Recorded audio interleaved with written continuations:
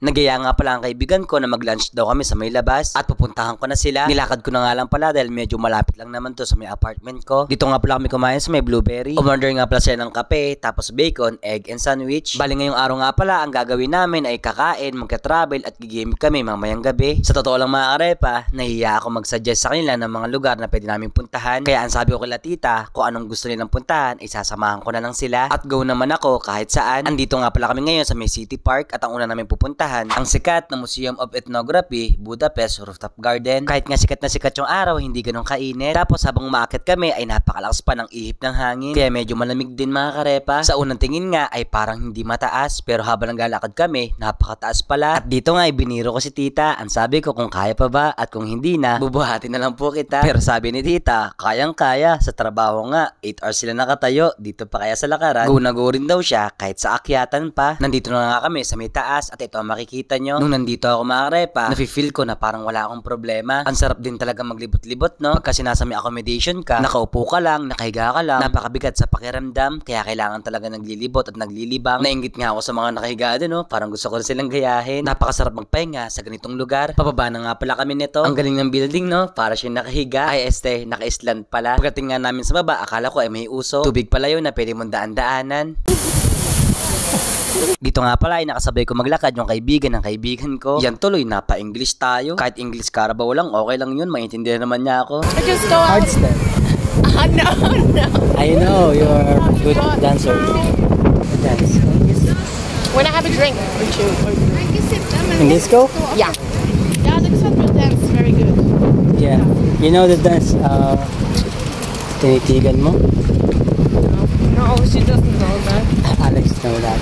At dito nga may pagkakataon kami mag-TikTok ng sama-sama. Tignan nyo ang cute namin dito. Kahit hindi kami nagkasabay-sabay, enjoy naman. Next naman ang pupuntahan naman namin, ang isa ring sikat na House of Hungarian Music. Ang ganda mga karepa, tignan nyo. Dito nga pala sa loob ay may mga bilihan ng mga souvenir. Bumili pala sila tita ng bag at medyas. Lumabas na nga ulit pala kami, tapos naglakad-lakad na rin sa may gilid. Meron pa palang isang pasyalan dito. Ito rin yung nakita ko na parang kastilyo or kastilyo yata to. Tara, tignan natin. At dahil nga summer na dito, maraming mga turista na galing pa ibang bansa ang nagtatravel dito. Ay ako nga pala, nakalimutan ko. Ang next naman pala ang pupuntahan natin, ang pinakasikat na Gate of Hajdahunyad Castle. Di ko alam kung pagkabigkas. Tama ba? Medyo tongue twist talaga yun ah. Sa loob nga pala nito ay merong museum. Kaso nga lang sarado at hindi tayo makakapasok. I mean, yung pinakaloob talaga. Ang ganda pala dito, para ako nasa movie ng Harry Potter. Pagkalabas namin ng castle ay naglakad naman kami sa may tulay. Tapos sa may baba ay meron nagbabangka. Nakalimutan ko anong tawag doon. Sige nga mga karepa, kung alam niyo yan, comment naman kayo sa baba. Maraming salamat. O ito, next naman, nandito naman tayo sa may Hero Square. Kaso nga lang, ginagawa pa siya kaya hindi ganun kaganda pag kumuha ka sa may pinakagitna. Pero pwede ka naman kumuha ng litrato sa may gilid na kahit papano ay maganda pa rin naman ang kuha. Itong mga kasama ko, ang cute no? Kahit pagod na, nagawa pa rin tumakbo at maglaro. Partida, sikat na sikat pa yung araw niyan. Siya nga pala, may gusto nga palang ipakita sa inyo ang kaibigan ko. O ayan, vlogger na rin siya.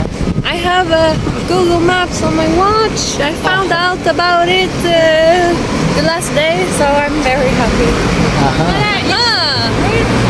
Thumbs up. Dito nga ay medyo napagod na kami kaya nagpahinga muna. Tapos nagaya silang pumasok sa may mall. Bibili daw muna kami ng ice cream at saka tubig. Habang nagpapahinga at kumakain, nag-video ako. Akala tuloy niya, picture. It's me. Dahil bumalik na rin yung lakas namin, ay naglakad na ulit kami. Ito na pala yung last na pinuntahan namin, ang Budapest Parliament Building. Naalala ko, parang kailan lang. Last year pa ako nakapunta dito. At ngayon naman ay nakabalik ulit ako sa lugar na to. Ang bilis talaga ng panahon, no? Kapag busy ka, hindi mo na namamalayan. Fast forward nga ay hinatid ko muna sila sa kanilang apartment bago ako bumalik sa apartment ko. Pero sabi ni tita, huwag na daw akong umuwi. Dito na lang daw ako kumain sa may apartment nila. Maraming salamat po tita. Uy, napasilip na naman yung kaibigan ko. Today we are eating chef kebab. I have rice and fish. Hindi ko akalain na mahilig din pala siya magsalita sa may camera. Akala ko mahihain siya. At pagkatapos na nga namin kumain, oras naman para sa kulitan. Beautiful like diamonds in the skies. Tonight we're beautiful like diamonds in the sky. Shine like a diamond. Shine like a diamond. Shine. Ito na nga pala yung sinasabi ko, nagigimik kami sa may labas. Maraming salamat po tita dahil pinagkatiwala niyo po sa akin ang anak niyo at kaibigan niya. Bale wala nga pala akong kalam-alam kung saan ang mga disco dito, kaya sila na lang ang naghanap. Alam niyo ba mga repa, ngayon lang talaga ako nakapunta sa mga diskuhan. Dati kasi wala akong time sa mga ganitong bagay. Gawa nga rin kasi nang busy tayo sa puro trabaho. Kaya talagang first time ko makapag-disco at kasama ko pa ang dalawa kong kaibigan. Tignan niyo, ang kulit.